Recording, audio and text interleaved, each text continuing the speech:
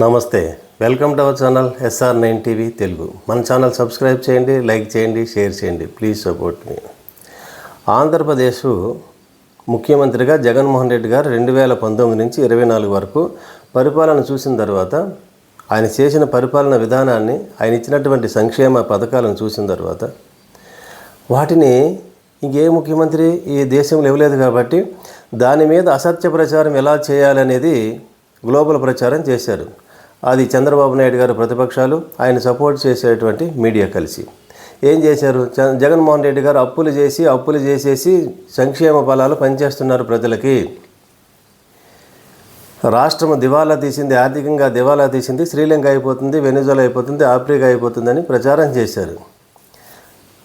తర్వాత ఇప్పుడు 2024లో చంద్రబాబు నాయుడు గారు అధికార ముఖ్యమంత్రిగా బాధ్యతలు స్వీకరించిన తర్వాత ప్రతిరోజు శ్వేతపత్రాలు రిలీజ్ చేస్తున్నారు.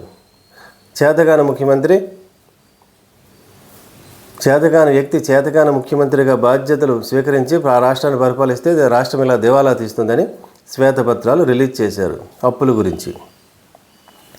ఎన్నికల సమయంలో 14-15 లక్షల కోట్లు అన్నారు. ఇప్పుడు గవర్నర్ గారు ప్రసంగంలో అసెంబ్లీలో 9 లక్షల కోట్లు కుదించుమించుగా.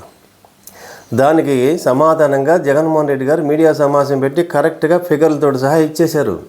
పర్సంటేజ్లతో సహా ఇచ్చారు. అప్పుల గ్రోత్ రేటు ఎవరు ఎక్కువ చేశారు తీరా చూస్తే చంద్రబాబు నాయుడు గారు 2014 నుంచి 2019 వరకు చేసిన అప్పుల శాతం కంటే జగన్మోహన్ రెడ్డి గారు చేసిన అప్పుల శాతం చాలా తక్కువగా ఉంది.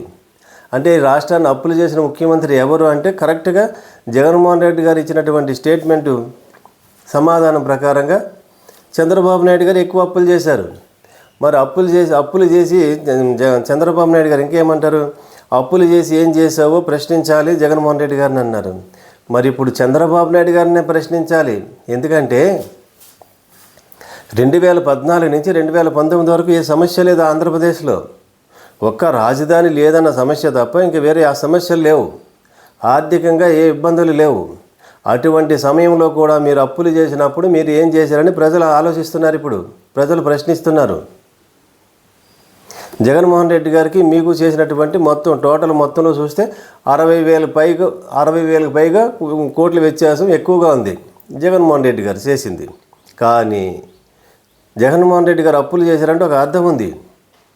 ఎందుకంటే ప్రపంచం అల్లాడిపోయింది. కరోనా టైంలో 2 సంవత్సరాలు ఆర్థికంగా చాలా దేశాలు దివాలా తీసినాయి. శ్రీలంక, పాకిస్తాను, యూరప్ కంట్రీస్ కూడా దివాలా తీసినాయి. మన భారతదేశమే వ్యాక్సిన్ వచ్చి ఎన్నో దేశాలను ఆదుకుంది. ఎన్నో దేశాల ఆహారాన్ని, గోధుమలు సప్లై చేసింది మన దేశమే. అటువంటి క్లిష్ట పరిస్థితుల్లో అన్ని రాష్ట్రాలు అప్పులు చేసినాయి. ఆంధ్రప్రదేశ్ కూడా అప్పులు చేసినాయి. పైగా చంద్రబాబు నాయుడు గారు ఇచ్చినటువంటి క్యాష్ బ్యాలెన్స్ 100 కోట్లు అంట. 100 కోట్లు. ఒక రాష్ట్ర ప్రభుత్వం యొక్క నగదు నిల్వ, క్యాష్ బ్యాలెన్స్ 100 కోట్లు ఇస్తే ఏం చేస్తారైనా? అటువంటి సమయంలో కూడా ఖచ్చితమైనటువంటి పరిపాలనా విధానంతో, ప్రభుత్వ విధానాలతో ఆర్థికంగా ప్రభుత్వాన్ని నడుపుతూ అందరికీ అధికారం చేపట్టిన మరుక్షణం నుంచి మొదటి నెల నుంచి సంక్షేమ ఫలాలు ఇచ్చుకుంటూ వచ్చినటువంటి ప్రభుత్వం జగన్మోహన్ రెడ్డి గారిది. ఆయన 60-70 వేల కోట్లు ఎక్కువ చేస్తే అందులో పెద్ద వ్యత్యాసం ఏం లేదు. ఏ రాష్ట్రంలోనూ చేయనంత కరోనా సర్వీస్ చేశారు.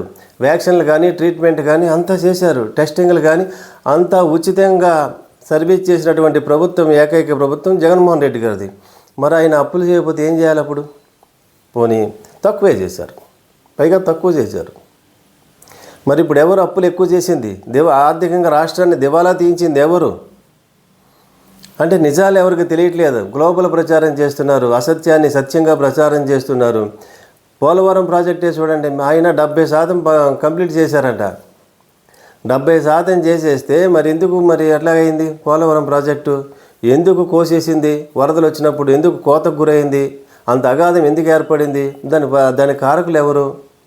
కాపర్ డ్యామ్ నిర్మించకపోవడమే. సరిగా మన కమ్యూనిస్ట్ నాయకులు రాఘవులు గారు కూడా ఒక వీడియోలో చెప్పారు మీటింగ్లో. మరి ఎన్ని సమస్యలన్నీ మీరు చేసి జగన్మోహన్ రెడ్డి గారి మీద అసత్య ప్రచారం చేస్తున్నారు. డెవలప్మెంట్. మరి ఏం డెవలప్మెంట్ కావాలి ప్రజలకి? నాడు నేడు స్కూలు మారిస్తే డెవలప్మెంట్ కదా, హాస్పిటల్స్ మారిస్తే డెవలప్మెంట్ కదా, గవర్నమెంట్ హాస్పిటల్ కడితే డెవలప్మెంట్ కదా, షిప్ యార్డులు, ఓడల రేవులు నిర్మిస్తే డెవలప్మెంట్ కదా. రైతు భరోసా కేంద్రాలు ఏర్పాటు చేస్తే డెవలప్మెంట్ కదా. మరి 2 నెలలు అయింది, మరి మీరేం చేస్తున్నారు ఇప్పుడు? ఏం చేయట్లేదు కదా. మరి అప్పులు ఎవరు ఎక్కువ చేశారు ఇప్పుడు? చంద్రబాబు నాయుడు గారు చేశారు. మరి సంపద సృష్టించి ఇస్తామన్నారు మీరు. సంపద సృష్టి గత 14 సంవత్సరాల్లో మీరు ఎప్పుడు సంపద సృష్టించినట్టు మీ చరిత్ర అంతా చూస్తే కనపడట్లేదు ఎక్కడ. 2014 నుంచి 19 వరకు మీరు ఏమైనా సంపద సృష్టించారా? అప్పులు పెంచారు, అప్పులు శాతాన్ని పెంచారు. మరి అప్పులు పెంచినప్పుడు సంపద ఎక్కడ సృష్టించారు? సృష్టించిన సంపదను ఎవరికి పెంచారు, ఎవరికి ఇచ్చారు? ప్రజలకు కాకుండా మరి వేరే ఎవరికైనా ఇచ్చారా? లేదు కదా. మరి 2024లో వచ్చారు, సంపద సృష్టిస్తా అన్నారు.